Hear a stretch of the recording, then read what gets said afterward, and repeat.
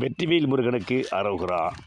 காலபுருஷனுக்கு 5 என்று சொல்லக்கூடிய ஸ்திர ராசியான நெருப்பு ராசியான சிம்ம ராசியில் பிறந்தவர்கள் மகா பாக்கியம் பெற்றவர்கள். அந்த வகையில் இந்த சிம்ம ராசி ரிஷப லக்கணத்துக்கு லக்கண புள்ளி என்று அழைக்கப்படும் உயிர் ஸ்தானாதிபதி அவர் புஷ்கர நவாம்சம் பெற்று ரிஷபத்தில் கார்த்திகை 4 என்று சொல்லக்கூடிய அந்த கார்த்திகை 4 புஷ்கர நவாம்சம் பெற்று லக்கணப்புள்ளி அமைந்திருக்கும் ராசிநாதன் சூரிய பகவான் சிம்மத்தில் ஆட்சி பெற்று இவற்றை பெரும் தனக்காரன் குரு பகவான் மேஷத்தில் இருந்து 5வது விசேஷ பார்வையாக இந்த சிம்மத்தில் உள்ள சூரியனை பார்ப்பதால் இவர்களுக்கு பெரும் பணமும் பெரும் புகழும் மத்திய வயதுக்கு பிறகு வந்தே தீரும். அந்த சிம்மராசி உள்ள அந்த சுக்கிர பகவானையும் இந்த குரு பகவான் பார்க்கும்போது தனவரவு படுத்தவரவும் பொருள்வரவு குபேர பணப்பாக்கியம் படுத்து மகா சக்கரவர்த்தியாக இருக்கும் ராஜயோகம் பெற்றவராக இருப்பார் என்பது நிதர்சனமான உண்மை. இந்த லக்கண புள்ளி ஒரு மனிதருக்கு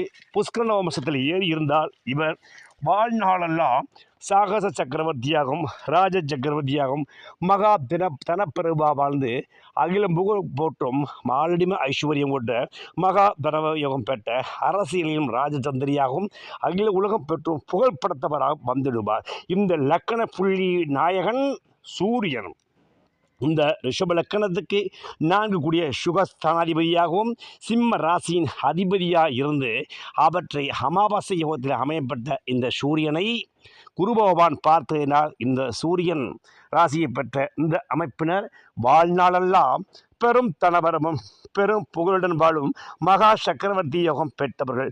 இவர்கள் வாழ்நாளில் பெரும் தனவரவும் பெரும் புகழும் நிலைத்திருக்க வேண்டுமென்றால் இவருடைய குலதெய்வத்தை இவர்கள் பிடித்து கொள்ள வேண்டும்.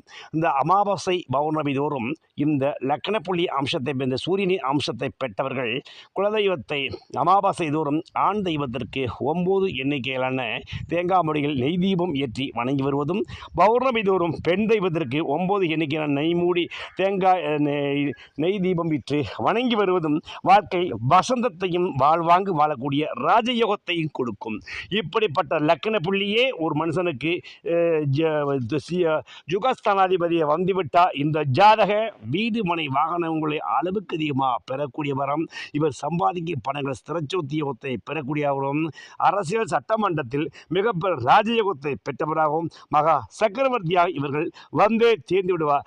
இவற்றிற்கு இந்த ராஜயோகத்தை அடைய இந்த லக்கண புள்ளிக்கு சூரிய பகவானுக்கு சதுர்த்த கேந்திரத்தில் ராகு பகவான் இருந்து அந்த ராகு பகவான் குரு பகவான் சாரம் பெற்று அவரும் புனர்பு விசாகம் 4 என்று சொல்லக்கூடிய புஷ்கர நவாம்சம் பெற்று ராகு திசை நடந்தால் இந்த ஜாதக ராகு திசையை ராப்பகலாய் தனவரவு பொருள்வரவு குபேர தனப்பாக்கியம் பெற்று ஆரடிம ஐஸ்வர்யம் பெற்று என்றும் மகா தினபரவாய் வாழும் மகா ராஜயோகம் பெற்றவர்கள். இப்படி லக்கண புள்ளி புஷ்கர நவாம்சம் பெற்ற ஜாதகக்காரர்களே.